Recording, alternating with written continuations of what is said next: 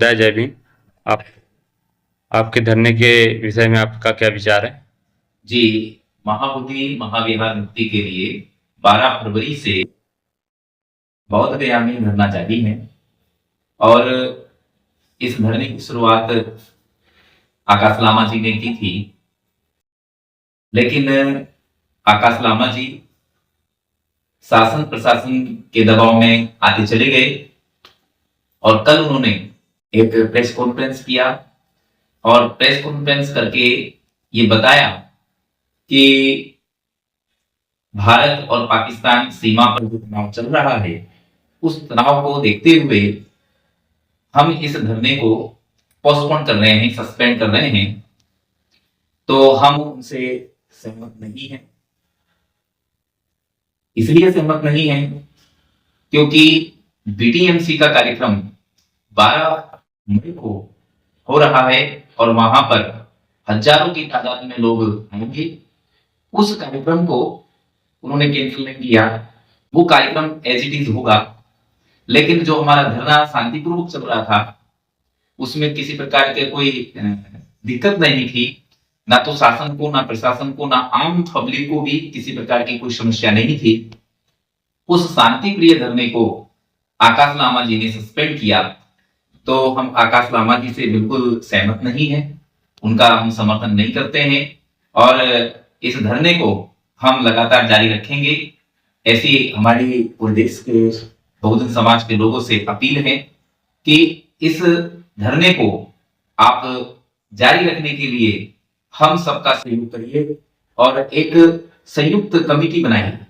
इस धरने को चलाने के लिए एक संयुक्त कमेटी बनाई जाए, उस कमेटी के माध्यम से यह धरना चले और उसमें अधिक से अधिक भिक्खु हो जो भारत देश के हो। कल शाम को रात को 11 बजे के आसपास हम धरना स्थल पे गए थे और वहां पर आदरणीय विनयचार्य भंते जी और आदरणीय करुणासल राव भंते जी ने भी प्रेस कॉन्फ्रेंस किया है और हम सब आकाश लामा के खिलाफ हैं। आकाश लामा का हम समर्थन नहीं करते हैं और जो उनके सहयोगी हैं आकाश लामा के, प्रज्ञा सिंह भंते और सुमित पाल भंते, हम उनका भी सहयोग नहीं करते हैं क्योंकि इन लोगों ने इस आंदोलन को बेच दिया। जैसे पहले होता आया है, पहले जो आंदोलन हुए हैं उनको बेचा गया, उसी प्रकार से आज भी इस आंदोलन को इन लोगों ने बेच दिया। तो हम बिकाऊ लोगों के साथ नहीं हैं। हम तो आकाश लामा जी को, प्रज्ञा सिंह को, सुमित पाल को मिशनरी समझ रहे थे, लेकिन ये तो चमचे क्या, चमचों के चमचे निकले और इन चमचे के चमचों ने इस आंदोलन को बेच दिया। तो मैं इस धरने के विषय में ये एक और बात बताना चाह रहा हूं कि ये लोग इस आंदोलन को पहले ही खत्म करना चाह रहे थे, इस घटना को पहले ही डिसमिस करना चाह रहे थे, लेकिन इस धरने को आदरणीय करुणासल राव भंते जी ने यहां तक टिकाया था। 5 तारीख को सम्राट अशोक जयंती थी, उससे पहले ये परिस्थितियां इन्होंने निर्मित की कि ये धरने को खत्म कर दे। दूसरा, जब किरण रिजिजू जी से मिलने के लिए गए 23 अप्रैल को, तब भी इनका पूरा प्लान था कि ये इस धरने को खत्म कर दे।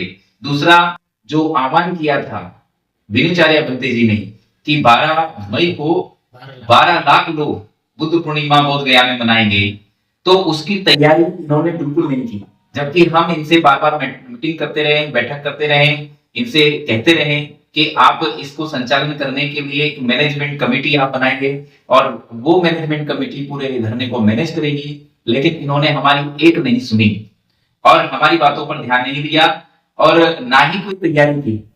जो हजारों की तादाद में, लाखों की तादाद में 12 मई को लोग यहाँ आने वाले थे, उनके ना रहने की, ना खाने की, किसी प्रकार की कोई व्यवस्था इन्होंने नहीं की।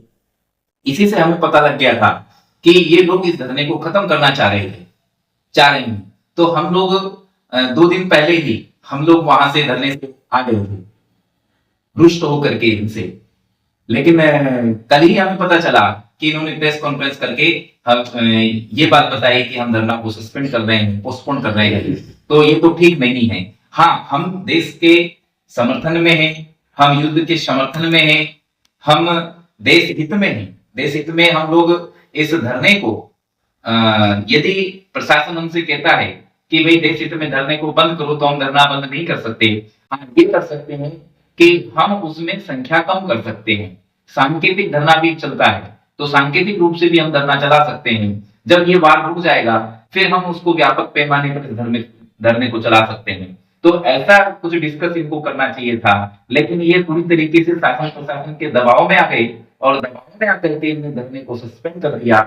ये बिल्कुल ही गलत है, ये बहुजन समाज के साथ धोखा है और ये धोखा हम लोग बर्दाश्त किसी भी कीमत पर नहीं करेंगे। पूरी दुनिया के जो वरिष्ठ हैं उनका उनके उनको इन्होंने धोखा दिया। ये धोखेबाज लोग हैं, ये चोर लोग हैं, इन्होंने चोरी की, इन्होंने इस आंदोलन को बेच दिया और हम इस आंदोलन को जारी रखेंगे। यही मेरा इस आंदोलन के ऊपर कहना था। आपके का बहुत बहुत धन्यवाद, बहुत बहुत मंगल कामनाएं। जय भीम, नमो बुद्धाय।